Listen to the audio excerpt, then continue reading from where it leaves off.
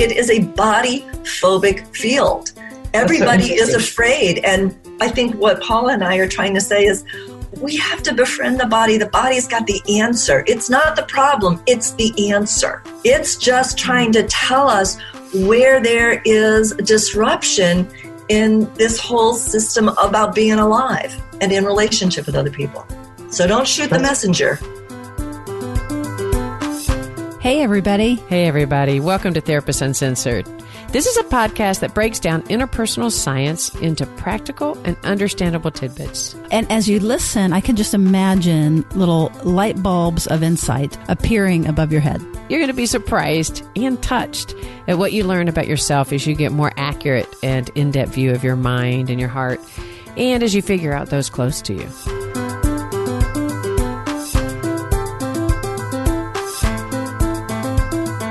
Therapist Uncensored brings you decades of experience with interpersonal psychotherapy, relational neuroscience, modern attachment, and anything else they think will be helpful in healing humans. Now, here are your co-hosts, Dr. Ann Kelly and Sue Marriott. Hi, I'm Ann Kelly, and today's topic has been highly requested, and it's extremely important. We're going to talk about eating disorders and our relationship to food. I think most everyone can relate to some aspect of using food in ways that's just not good for us, whether it's ignoring signs of fullness and just ordering that dessert anyway, or just forgetting to eat, or maybe gaining or losing significant amount of weight during stress or breakups. You know, our relationship to food, our emotions, our beliefs around our bodies can be so incredibly confusing and at times, frankly, really shaming, especially for those dealing with eating disorders. So our guests today, Paula Scatoloni and Rachel Lewis-Marlow, bring their incredible depth of knowledge and experience on eating disorders to us. So together, they've developed the Embody Recovery Model, which integrates trauma work, attachment, and somatic integration into the treatment of eating disorders. There are so many misperceptions about body issues and disordered eating, and Rachel and Paula help us understand why it's so difficult to just change our behaviors or to convince ourselves or someone else just to see their body in a different way. As you hear about their model, you're really going to be able to let go of judgment and shame, maybe towards yourself or towards other people, and understand just more compassionately what's going on and why. But before we get started, I want to do a huge shout out to our two new co-executive producers, Cindy Geist and Lena. These are two new Platinum Patreon members, and we so appreciate you. If you want to know more about this, then hang on to the end of the episode and we'll tell you more. All right, let's jump in. Welcome, Paula and Rachel. So glad to have you. Thank you for having us. Thank you, Ann. We're excited to be here. Could you all describe just the typical treatment process is for helping somebody with eating disorders? This is Paula. I'll go ahead and start. So eating disorders have traditionally been treated through a biopsychosocial model. And the bio component has been usage of pharmacology, refeeding, nutritional rehabilitation, and maybe some yoga. Okay. Included in treatment to support the body. Right, in optimal functioning. The psycho part has been education about emotions and emotional tolerance, lots of dialectical behavioral therapy and supportive therapies to support emotional processing, and cognitive distortions, cognitive behavioral treatment to address the distortions and then try to change the behaviors by changing the cognitions.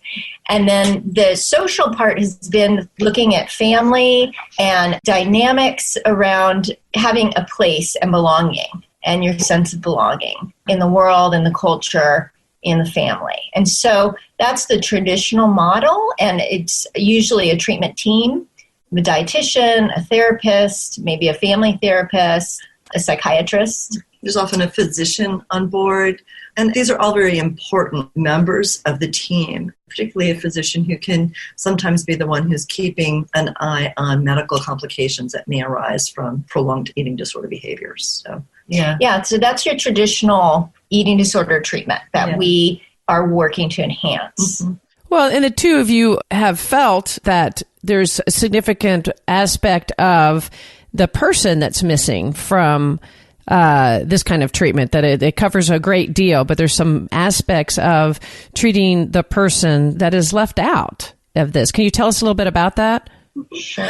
Yeah. Oh, I think that in order to talk about that, we also have to talk about how recovery has been viewed, right? That if the goal of recovery is to get somebody to eat and to eat a prescribed amount of nutritional food in order to achieve sort of this range of BMI or body size or shape that is sort of deemed normative, to eat that much and to eat it in what we call a normative style, which is a very relative term, we're often really overlooking what has been the driving force of the eating disorder. And we haven't really been able to include in the treatment approach a way of being curious about what the body is saying and expressing through the eating disorder behaviors, because so much of the focus has been on how are these behaviors sort of a response to an attitude towards the body itself.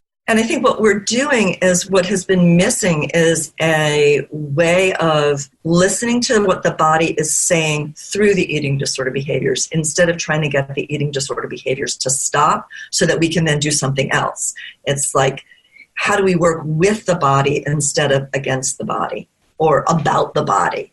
It's how do we bring people into that relationship so that the focus of recovery is actually about embodiment as opposed to behavior change, relative to how you eat or what you eat. With the idea that when we're actually working with our body and we know how to dialogue with it, then from a bottom-up perspective, it's going to support us in our relationship with food. So often with different types of eating struggles, the concept of the body image is so important. But I think about people like maybe somebody very thin with eating disordered behavior, and yet you could speak with them and they have this concept of really disliking their body or seeing their body through an image that doesn't match ours. And a lot of people seem like they try to just convince them otherwise. Look, you have a distorted body image. You're not seeing your body with the right image. It's like this cognitive, as if you could sort of shift that way of thinking by pointing it out. Not so effective. Not at all. Do you want to talk about that at all? Not up to Paula? this point. What we want to do is help providers consider shifting body image through shifting the subjective experience of the body rather than shifting thoughts. And so there's a researcher, Walter Kay, who's done a lot of work on body image and understands that the insula is particularly important in terms of body image. And so how do we support clients in activating the insula more, our ability to identify sensations in the body, the ability to understand if we're hungry, if we're full, if we're hot, if we're cold. So it's our interoceptive capacities. If we can enhance those processes, then the subjective experience of the self becomes stronger. The subjective experience meaning just what one thinks of oneself, like the one personal experience? It's not so much what people think about themselves, but it's actually the experience of the body and through the body. And this, Paula used the word interoception. When we're talking about body image, part of what we're looking at when we have people who have distorted body image, what's happening is that the visual image that they're getting through their eyes, which is a far sense, right? It tells us about outside, and so they're seeing this image of themselves outside of themselves.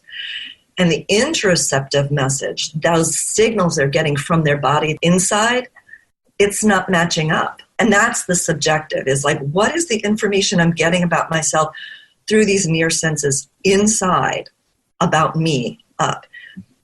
And one of the things that happens with body image distortions is that there's this mismatch. Some people, they had really, really loud signals coming internally. They're feeling everything in their body on a cellular level, and it's just like coming into the brain super loud and big and tight, and they're feeling all this stuff. And so they look, and the visual information that they're getting is impacted by the internal sensations they're having. right? I mean, and we all have this on different levels, like, even like sometimes if my hair is dirty, right? And I can feel that on my head, and I look in the mirror and I just look different to myself because what I'm seeing is going along with what I'm feeling. So I make sense of that differently. And then my thoughts are an attempt to make sense of that. And when someone is getting super loud signals from inside interoceptively, they feel huge because the inside noise is huge, right? And so that's when, from the outside, we're looking and everything looks, it's fine, it's still, it's this size, but inside it doesn't feel that way at all. That makes so much sense, Rachel. So what you're saying is that we have to listen to how the body is speaking, not just the head. Is that what you mean when you speak about embodiment? Can you say more about that? I think actually there's two things that I would say. One is that we are really looking at how the body speaks through these internal sensations, through the far senses, our eyes, ears, nose, touch, etc., that we're familiar with. And it also speaks through movement. And so these are all different ways that the body communicates and that we communicate with and through the body to each other. And when we're talking about embodiment, we're talking about an intersection of our awareness and our physical container. We're talking about our consciousness and our physical body and where those two things intersect. So it's not just what we're aware of in our body. So when we talk about increasing embodiment, we talk about increasing what we're aware of, right? Are we aware of the world through our senses? Are we aware of our internal organization? Our proprioception, our neuroception, our vestibular organization, our interoception.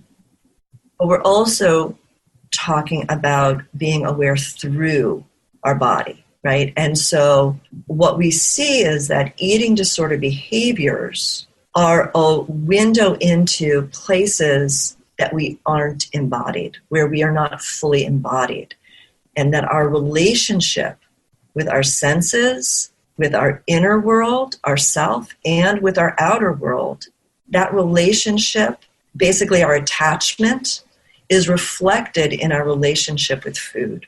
Start to listen to what the dynamics of the relationship are in our relationship with food. It gives us a direct clue as to where we aren't embodied, right? And there's three main areas that we look at, which are how are we organized in our sensory system, and what is the role of sensory processing disorder and sensory processing issues in eating disorders. Can you say a little bit more about that one? So when we are in utero, prenatally, there are things that can happen that have to do with genetics. Some have to do with mom's own maternal anxiety or maternal stress. Some things might have to do with cellular or the process of being born that can impact our primitive reflexes, early reflexes that set us up for survival the first year of life. And when those are impacted, we have sensory processing issues. Okay. So you're speaking about, in that one, the organization of the sensory processing system. So it can happen the first trimester, it can happen during pregnancy, it can happen at birth. And so we find with eating disorders, that is part of the equation. That system is not working optimally and can be for different reasons. Trauma can also throw that system off as well. So you're speaking about trauma even during the early part of childhood. From conception and even generational trauma. Impacting attachment and attachment strategies in ways that information and sensory input is happening and how we've interpreted it and how we relate to our bodies in the world. Is that accurate? Yes, and how we interpret the information. And then that can influence attachment. They all intersect. The sensory processing impacts attachment. Trauma can impact attachment. You get the three of them together, the information and what's being processed and how it's being processed. And I think that when you asked about how does the sensory processing show up or impact our relationship with food, it can impact it. We think about sensory processing in sort of three different areas. One is the sensitivity, right? So if somebody is highly sensitive to textures, to smells, even to sound, whether it's the sound of chewing or it's the sound in the environment. For somebody, if they are hypersensitive to sound and they can hear the buzzing of fluorescent lights, and that sound is creating, when we're talking, this is where we can kind of pull in polyvagal theory, all of those things are impacting the ventral vagal system. And when that system gets overloaded and overwhelmed and it starts to shut down, then we're going into sympathetic or dorsal states, neither of which are going to give us a bottom-up support for effective digestion, ingestion, digestion, and elimination. So we have to be aware of what is impacting the sensory system so that we can feed the senses in a way that supports ventral vagal engagement. And that's something that is often overlooked. We're in traditional eating disorder treatment where it's all about, can you, successfully eat in a restaurant, or can you, eat in a cafeteria, or even in a treatment center where it's just sensory overload, right? And one of the things that we have done is to help educate clients, family members, clinicians, treatment centers, that we really have to pay attention to what helps resource the sensory integration system, right? So, do we need to have people with weighted lap pads or products to help give them proprioceptive input so that they can better manage information coming in through their eyes or their nose, because we can see how sensory integration shows up in difficulties with food preparation, with ingestion, because the sensory sensitivity is only one aspect of sensory processing. There's also our motor response. And some people have difficulty with motor coordination. They can't cross the midline. So preparing food, cutting food is difficult. They have difficulty with oral motility, and so they can't create something that they can actually swallow easily. And these are sensory processing issues, right, that are often completely overlooked. And what's focused on, or what we're able to get a cognitive frame for, is, I don't like food, right? It's uncomfortable. That's where the eating disorder thoughts are often the only cognition that's available to explain this subcortical almost process that's happening dramatically and traumatically, right? And for people with sensory processing disorder, the whole world can feel just overwhelming, just being does. And until we can really listen to, well, where is it difficult to prepare your food? Oh, I don't like to touch slimy things. Huh. Interesting. So there's some tactile stuff. Or people who are like, I have to brush my teeth after I eat. I can't stand, if there's any little something in my mouth, I'm afraid I'm going to get fat, right? Well, part of that maybe that is really what is happening. Or maybe those are the only thoughts that are available to explain this really loud sensory experience of having something caught in your teeth that for most people would be no big deal. But for someone with sensory processing issues who are orally tactily defensive, it's huge. So that's where we have to start really listening. There's so much shame oriented around the idea of eating and disordered eating and having an eating disorder, and so much approach, especially from even therapists who are trying to help somebody in this wonderfully caring way to help them point out things, or maybe try it through a behavioral modification, getting, more comfortable for you, et cetera. What you're saying is there's so much going on internally that could be from trauma, from early childhood experiences, from in utero, intergenerational, that has impacted how someone can process sensory input that is so loud for them. And if we're ignoring that, how painful that is, but in actually really giving I can imagine people feeling such relief, like this is why I'm feeling or thinking this, and having people to tell me to stop doing it or to just modify it would be so painful. But I love how you're giving the idea of the embodiment. This is another part of the embodying, I imagine, of getting to know your own sensory and listening to people. What are they actually saying? And instead of changing it and trying to get them to stop that, I hear what you're saying is trying to understand that on a much deeper level about what your body is communicating to you, getting to know that. Yeah. And one of the things that we haven't mentioned too, Rachel talked a lot about the restriction, but you also can see it with the binge eating. Someone who may binge eat in order to try to regulate some of that sensory challenges of navigating information coming in. Yeah. It's definitely not just something that you see with restriction. Right. Because we can have avoidant responses, like people who they're sensory avoidant, but they can also be sensory seeking. Right? In order to engage something, it's like they're going to be seeking certain sensory input. And sometimes that is manifest in like binge eating.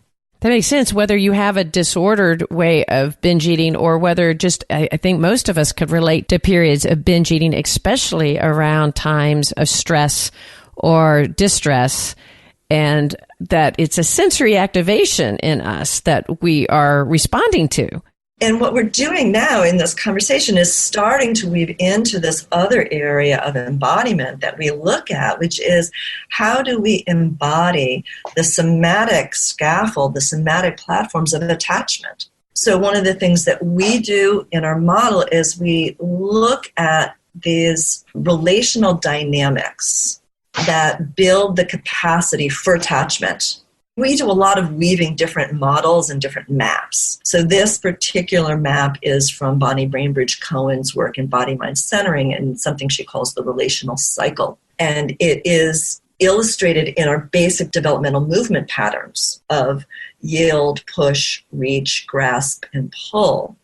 But these are movement patterns that are dynamics, right? And they exist not just in voluntary movement, but in the primitive reflexes, in cellular movement. You have these expansion and contraction kinds of movements that build the capacity to both connect in attachment and also to disconnect in our acts of defense. You know, how do we distance ourselves or how do we come into connection? We look at these dynamics and see, you know, how are we fully embodying those and where aren't we fully embodying them? Could you give us an example of what you're speaking about? Sure. So we could maybe start with the idea of what we call yield. Now, yield in this case is not like submit or get out of the way, but it's to actually, how do we rest fully? You know, almost like floating in water, you know, or like a baby being cradled by a caregiver in that perfect relaxed state where you're fully who you are and you are just in relationship with something else. You know, you don't have to do anything. You can just be. You can almost like see if you can almost start to feel that experience of just like, oh, wow, you know, I'm just right here. I'm in a hammock. I'm swinging. I'm just being. Being able to embody that phase of action, that rest, is an important action. It's not the absence of something. It is the presence of something, right? And when we can do that, that is an essential part of the cycle of ingestion and digestion. It helps us know, enough, I'm done. I can just finish. I don't have to jump to the next thing, right? I can land. And that is a really important piece of being able to take in food and swallow it and finish a bite of food before I take the next one. To know when is enough and how do I complete something before I go on to something else. And so it supports this capacity of I'm enough, there's enough, I've had enough, I know what enough is. And when we lack that embodied knowledge of enough, we see all kinds of things happening. I don't know when to stop exercising. I have perfectionism. I can't stop eating. I can't even stop not eating? I don't know, when have I lost enough weight? And it can feed into this sense of this place where we're caught between scarcity and excess because we don't know what enough is. And so we may feel like everything is too much or not enough at all. And that shows up in all kinds of ways in our relationship with food, but also in our relationship with people. Well, I can imagine it shows up for all of us, whether we're dealing with a concept of eating disorder or anything else, that idea of being able to slow down enough to actually feel what you're describing as yield and the openness, and to feel secure enough and to slow down enough to do that. Yeah. And some of the things that can impact the capacity to yield are birth trauma and having a stuck startle response, the Moro reflex. So we can go back and look at the somatic organization that prevents us from being able to yield, as well as the attachment environment, and if that supported yield or not. Yeah, one of the things that we like to emphasize is that because we're looking at these fundamental dynamics, then when we get to this multidisciplinary treatment team, right, which includes the client, the family, the nutritionist, the therapist, and maybe now the yoga therapist or the hands-on body worker, that everybody in their own realm can start to explore, well, what does yield mean in this situation, right? How does the dietitian help the client understand what enough is? And it may be that they're starting with an external cue for what enough is because they don't have a felt sense of it. Right? But maybe that's part of what they work on. Or how do we eat and take a pause and take a breath and fully exhale before I take my next bite? So we're getting just to the mechanics of ingestion. But maybe we're talking to the family therapist and this is about grades. And it's like, well, how do we help there be a sense of what actually is enough? And enough for what? How do we help bring some light into how that sense of enoughness is or isn't modeled in the family setting versus the yoga therapist who maybe go, okay, we really need to work on savasana. How do we support you in yielding? How do we work with restorative yoga practices maybe, or even in aerial yoga where you're hanging in the hammock, right? How does the touch therapist work on maybe it's just a kidney hold, or maybe it is working with the craniosacral rhythm versus somebody who's working, more muscularly.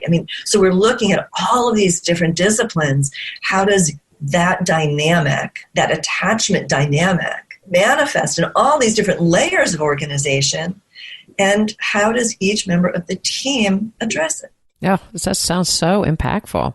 And I imagine each member of the team feels very integrated, and as well as the person themselves understanding from this very non-shaming place why yielding is so scary, that may actually bring up the concept of anxiety. For some people, the idea of just taking a break and waiting, that in of itself is sitting out there and listening to this, you might feel the anxiety in that, to stop and really rest. And I think, Paula, you had tapped on that too, and you were talking about understanding from an attachment place why that anxiety might be present, like helping them understand that.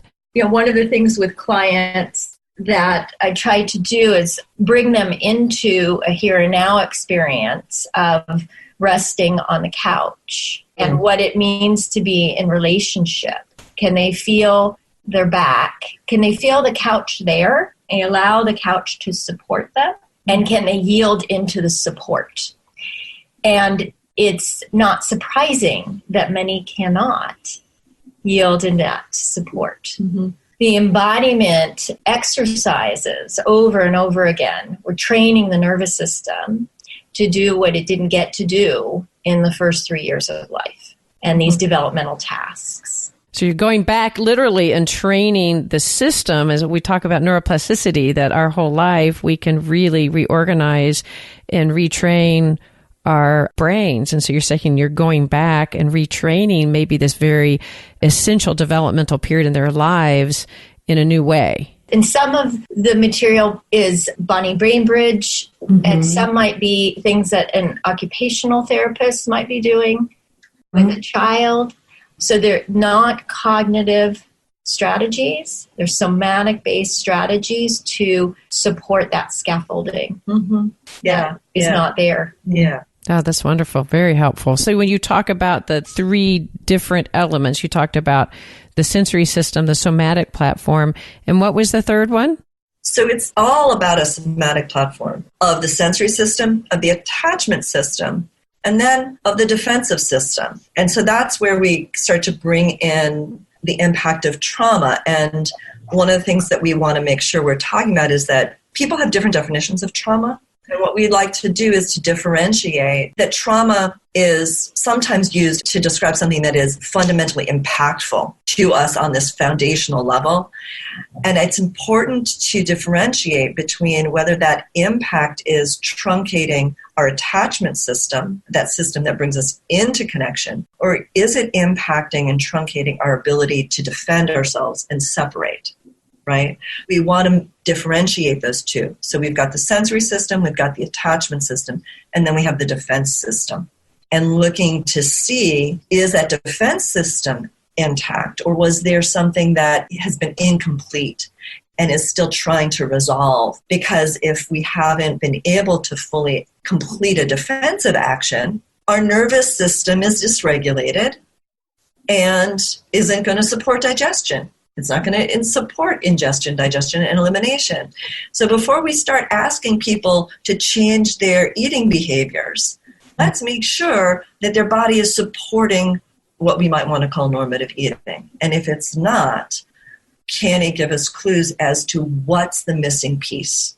Because we don't want to be trying to get someone to engage in an attachment action when the reason that their body is dysregulated is because it hasn't been able to complete a defensive action.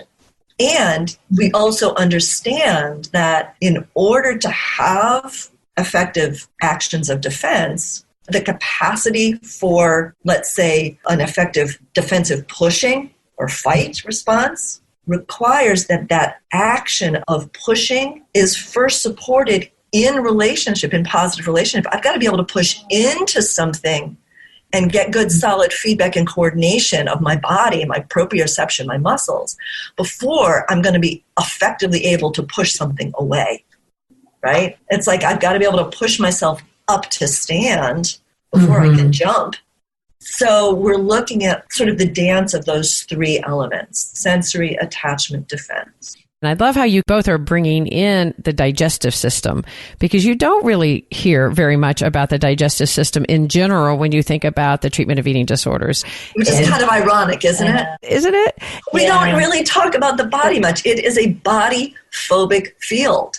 Everybody is afraid. And I think what Paula and I are trying to say is we have to befriend the body. The body's got the answer. It's not the problem. It's the answer. Absolutely. It's just trying to tell us where there is disruption in this whole system about being alive and in relationship with other people.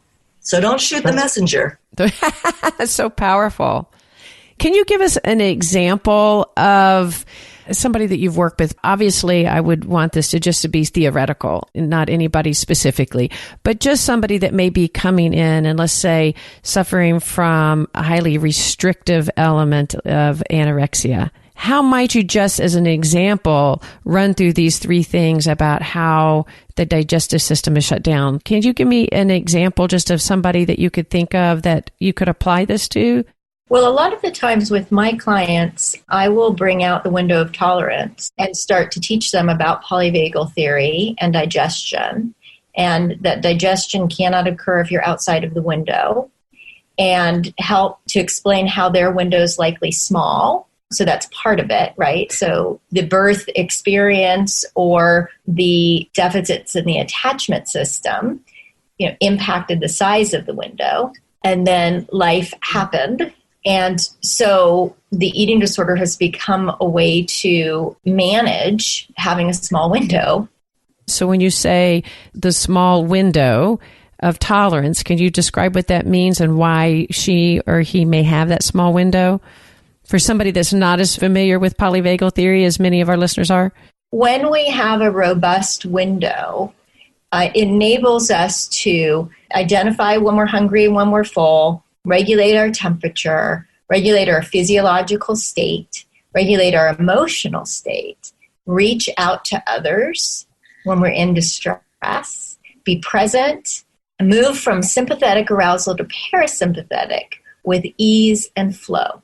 That's my definition of having a robust window. And so when life happens, we can manage and sort of ride that wave. But when you come into the world with a smaller window because of something that's happened with the primitive reflexes, or there's trauma physiology running the system because of birth trauma, or attachment deficits, then the window is not robust. And so you're going to live outside of that window more of the time and develop strategies, accommodations. These can look like food and body image issues. They can look like perfectionism. They can look like workaholism. They can look like substance abuse. It can look like anything we do in order to feel more regulated. And with eating disorders, what's happened is they've just gotten, that's the only choice they have, are those behaviors in order to come back in the window. And what needs to happen in that window is developing safety and trust in relationship is not there, right? So the choice to utilize relationship when you're under stress is not an option. What you're saying is in order to use a relationship to help co-regulate or to help somebody kind of be there for whatever reason, whether they're not available or they're available because of whatever, you can't utilize them.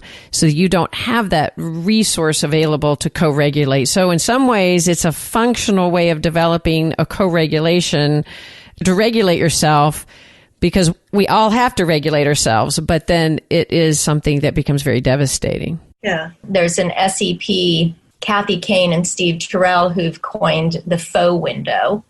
What they've developed is a faux window that helps them to feel as if they're regulated, when indeed it's an illusion of regulation. And so, so part of the work with a client initially is explaining these concepts, writing down their defensive accommodations on a big whiteboard so we can label them, and demystifying this whole relationship with food, taking it away from food and looking at what's underneath and what's running the show. And I would say across the board, I find it to be eye-opening and non-shaming and very helpful for clients that I'm treating, have been in therapy years and years and years, have had several admissions to treatment centers.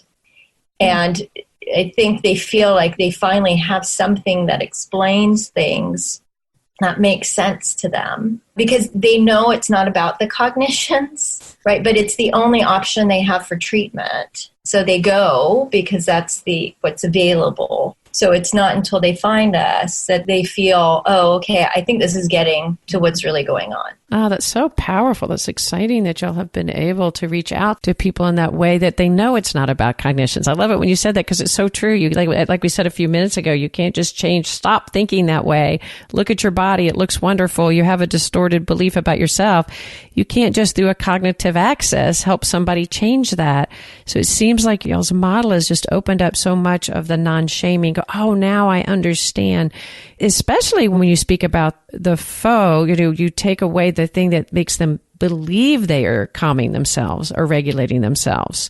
How scary that is. Yeah. And I wouldn't even say it's like that it's something that they do because it helps them believe. And this is sort of that idea of control. It's like, this is, for me, the eating disorders aren't a choice.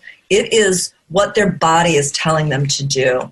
It's like saying, I don't have the capacity to digest this food. I don't. Wow. That's what the body is saying. And so they don't. Or I don't have the capacity to slow down.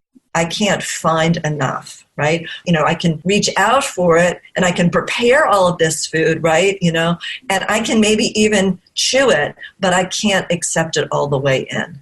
And so I'm going to purge this back up. These behaviors are trying to communicate to you the state of dysregulation I'm in. So it gives us a little bit of a sense of not getting more dysregulated, right? And so it's like, no, please, I don't have enough attachment relationship to come all the way into regulation, right? I don't have enough ventral vagal to come fully into the window. But I'm trying not to go any farther out. And if you're going to tax my system to get it to do something that is breaking the rules of engagement, is asking me to embody something that is not available for me to embody, then I'm going to go all the way out. This is barely keeping me in the roller coaster. So don't take my seatbelt off while I'm still on the roller coaster. Wow. It makes a lot of sense. No, it makes a lot of sense. And again, coming back to deepening everybody's understanding of what's going on, especially when you said your digestive, your body's just saying, I can't do this. Right. Our job is to go, oh, okay. This is where we get to the how do we resource you by resourcing your body. If your body can't do this, well, what's missing? What's missing that will allow your body to do this? And so back to the example that Paula was using around helping someone find yield. And I remember working with somebody specifically on this. And she was a binge eater. And she couldn't find enough. She couldn't stop. And so we were working with, can you feel the couch?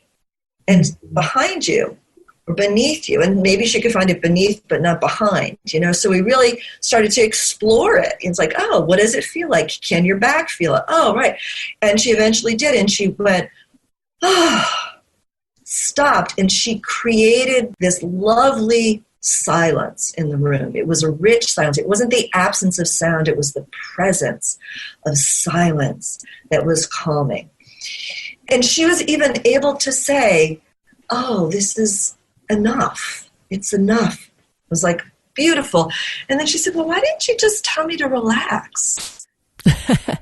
I didn't want you to relax. I wanted you to find the couch. I wanted you to feel the relationship. Right? And so when you were talking about your example of like, what do we do with someone who's first coming in, and they're so restrictive that they can't even, take in nourishment, right? I'm looking at, well, what's happening in their sense of belonging in the world? It's not about taking up space, but it's about creating space, about finding spaciousness. So I'm working from the moment I meet them with kind of what is our relationship in just being? How do they come into the room? How do we help them start to, in this moment, have a felt sense that they have a space, they have a boundary? How do they come out to the inner edge of their boundary? How do they let their eyes come into contact with objects in the room, far away, close to them? How do they go back and forth between distances? So, we're kind of working the nervous system. We're really starting from just barely basic, like, how do you breathe? Do you breathe? And how do you feel your sense of regulation? And can you allow there to be another person in the room with you? So often we start jumping into treatment before someone's actually even in the room. And we think if the outside is quiet, then they're okay being there. And half the time we don't realize that they're pretty much dissociated. Another piece of embodiment. It's not about talking about your body. That can be affective dissociation because my cognitions and what's in my body are separate. It's, can I speak from my body?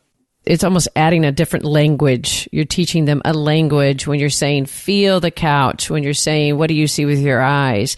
So it isn't just about relaxing. If you said, can you just relax and we can, for the moment, feel our bodies calm, that doesn't mean we're actually connected to our body at all. Sometimes what that means is, I will relax by just basically numbing out. Right. Not actually fully embodying in a relaxed state. And so we're really wanting to make sure that we're tracking that and we're making sure before I'm asking someone to change, I got to make sure they are actually where they are. Right. And how do we land before we try and go somewhere else? And far too often we're just so focused on, can we get them to think differently and force their body to do something differently? This whole mechanical eating. And this is one reason why people go into treatment. They get, either weight restored, or they stop purging, or they finish, their meals and they aren't binging in between. And then they get out and they can't maintain it. So we haven't really built the somatic scaffold to support that. I love the somatic scaffolding. Why is it so important to talk about attachment when you're talking about eating disorders? I think the simple reason is that it's neurologically linked. Our capacity for attachment experience and our capacity for digestion is neurologically linked. We are mammals. Without an attachment relationship, neurologically, we don't get to eat, right? Right. And so a lot of our training, we really take people into feeling that in our bodies, is how linked they are, and how our sense of safety is a combination of things. One, it is the absence of danger, but it's also the presence of a nurturing other. So we need not only protection, we need nurturance as well, right? So neurologically, it's linked, and that's part of what the polyvagal theory talks about. And so we look at the different rules or different ways that people adapt or navigate the attachment relationship, and how that is reflected in eating disorders or in our relationship with food. Well, absolutely, because when you're bringing up the nurturing, we are completely 100% dependent on the food and the nurturance from our attachment figures, and how we relate to that to create safety and openness in our body. I guess that dovetails when you speak about part of the treatment strategy is to include the family. Can you speak a little bit more about bringing the family into treatment with eating disorders? I'll say a few words. So in traditional eating disorder treatment, person is dropped off at the treatment center and they are the identified patient. So we want to flip that to see the person in the context of their environment, and to look at the attachment system of everyone in the family, because the parent's attachment system and their capacity to be the primary regulator to help support the client in developing that capacity for co-regulation is still super important. So if we just treat the client and help that client develop regulatory capacity, but the family system is not supported, then we're just helping them in the office and then sending them out to a system that has struggles. Mm-hmm. So it's very important to treat the whole system and to assess everyone's capacity for co-regulation and regulation in general. Because if, I have clients, if mom is anxious, the client can still enter or neurocept some anxiety in the field, and that experience at a visceral level impacts the client's capacity to eat. I can't eat if I'm sitting next to a mom who's super anxious. But if mom is calm and centered and regulated, there's space, and then I can eat too. So you will actually work with the family to help them with their own sense of regulation? Is that what you're saying? Their own sense of being able to be aware of their own? Yes. Mm-hmm. When I was working with families at a treatment center, one of the first things I would ask is, I'd ask everybody, how do you deal with fear? Because that's really what's happening, is that with eating disorders, everybody is organized in a fear response, and yet trying to get on with activities of daily life that kind of require us to not be afraid. But everything in our body is running on a fear setting. And so I really, just say, like, how do you, and some people are like, well, I just suck it up and I just keep going, or other people are like, I cry and I scream and I get nervous about everything and I worry every time somebody, doesn't look at me. And that kind of goes into like, are people, avoidant, or are they ambivalent attachment strategies? Are they, overbounded or underbounded?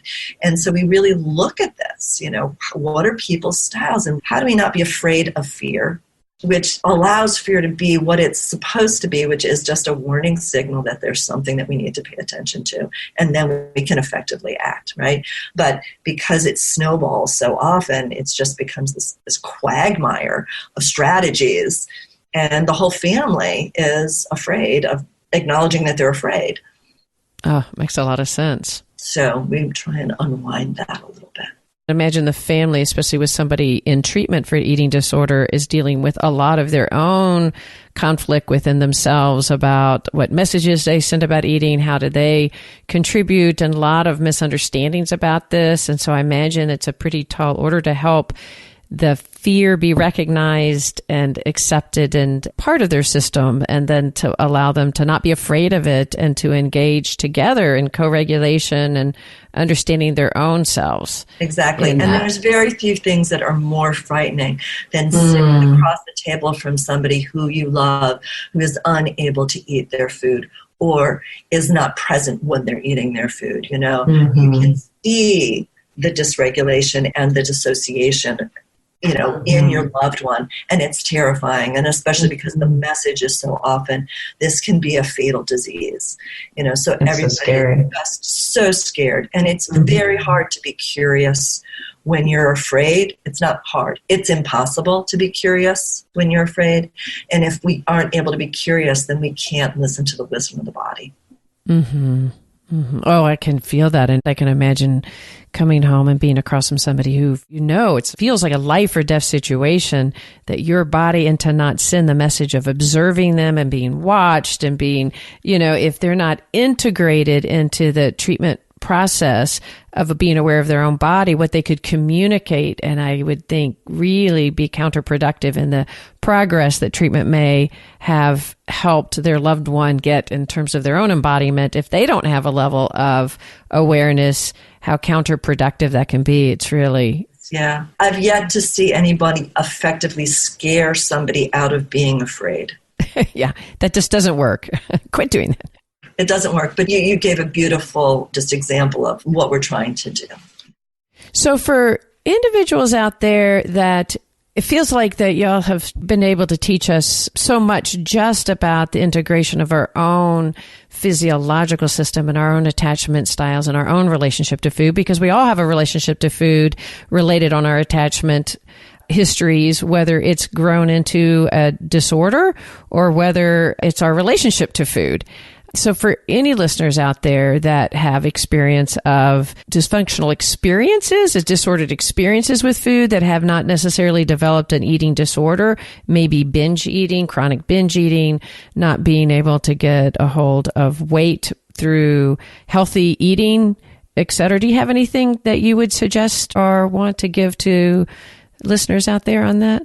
Yeah, I think it's perfectly normal to reach for food and different things to regulate ourselves for a short period of time. And that's not disordered, right? That's using a variety of strategies to regulate. And food, because it's a sensory, you know, and certainly there can be cultural and associations with food. And certain foods actually work really well, like chocolate is a pretty good regulator. But when it becomes chronic, when it becomes your only choice of regulation, when you find yourself feeling heightened anxiety or being unable to attend events because of the food piece or the body shame, when there's no scaffolding there in the relational system, so there's no reaching out for support, there's no co-regulation, then we become more entrenched in these disorders. What we try to do for the average person is support them in enhancing the embodiment of any body that they're in, regardless of shape, regardless of size, regardless of color, and look at how do they approach the relationship with movement, with food, in a celebratory way, in an embodied way. And our challenge is not necessarily with the individual in that case. The challenge may be in the culture, in our culture's perception of what is healthy and unhealthy that might drive someone to diet or do things in order to fit in with cultural ideals. So the work with that type of client is helping them to feel okay in the body that they have, regardless of what culture says. That would be where you would suggest everybody start, getting comfortable or being aware of and into the body that they have. Is that what you're saying, rather than the idea of trying to control or hold themselves to an image of who they should be? I often allow myself to ask questions. And, even when I'm doing this, it's like for me, it becomes an issue when I'm reaching for something. Maybe I'm eating some food because I'm wanting a certain experience and I'm not quite getting it. And and so I'm reaching for something else, or I'm reaching for something else, or I'm pushing everything away, or whatever it is for me to really ask myself, what am I hungry for?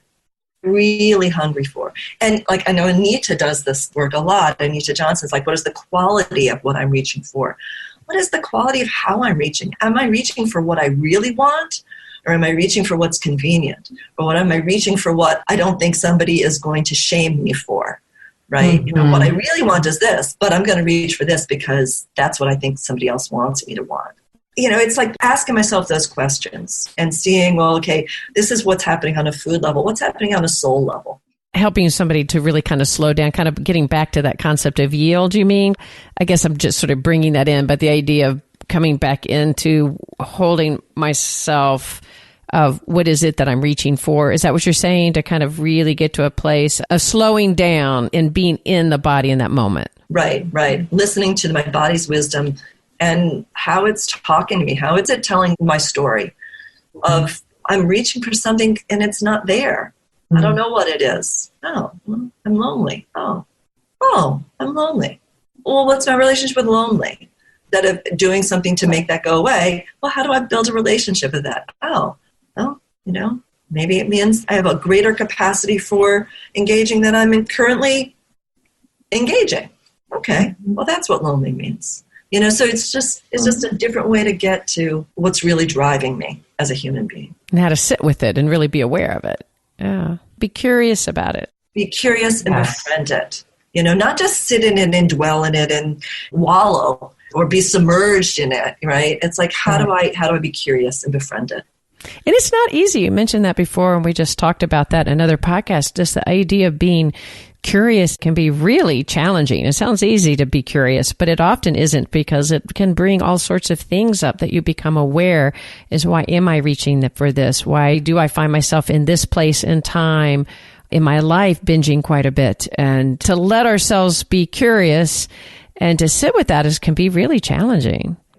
Building the capacity for compassionate curiosity rather than fearful curiosity. That's something that we have to cultivate.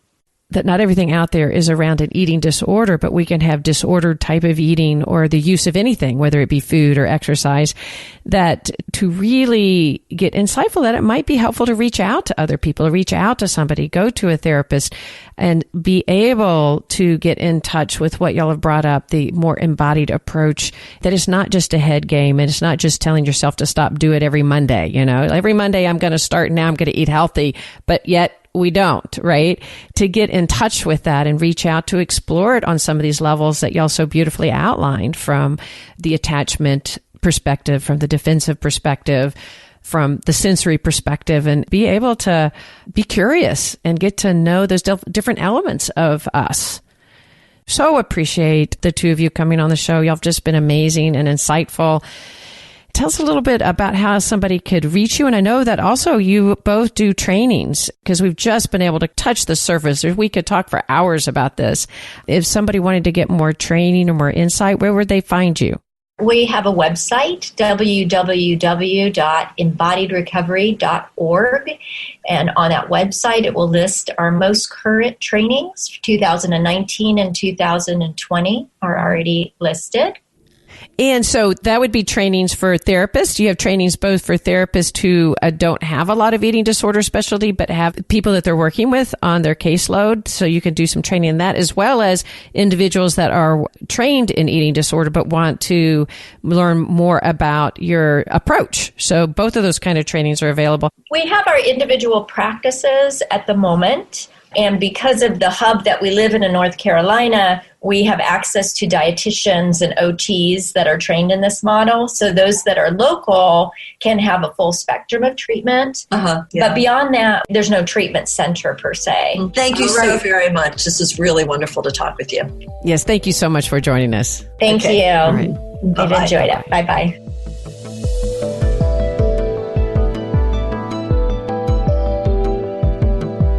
All right. Thank you so much for listening. I hope you got as much out of this episode as I did, and I'm hoping to bring you even more. We've just barely covered the surface on such an important topic, and there's so much more to go into. So plan ahead that we're probably going to bring you more on this amazing topic. So before we say goodbye, super important, we really appreciate our Patreon members. And for those of you that this podcast brings you something really important to you or your family members, and you really feel like you gain, the one way you could really help us continue to get this information out to you and to those worldwide is to help support us. And one way that you can do that is becoming a Patreon member. For those that have done that, we so appreciate it. We want to do a shout out. And those of you that are interested, it could really help us cover our cost. And you would go to patreon.com/therapist uncensored. So a big shout out again to our platinum members, Cindy Geist and Lena, and our gold members. That's Lacey Largent, Rashmika, Amy Lewis, Liz Young, Jade Hewitt, and Karen Conyon. So thank you much, those gold members. And for our neuro nerds, we have Michelle Wright, Sonia Richardson Thomas, Mary Schultz, Kate Locke, MindLearn, Larry Ford, Ashley Ford, and David. So to all of you, we are so incredibly grateful that you're helping us bring such a, what we find, important information to those out there. So thank you so much, and we'll see you around the bend.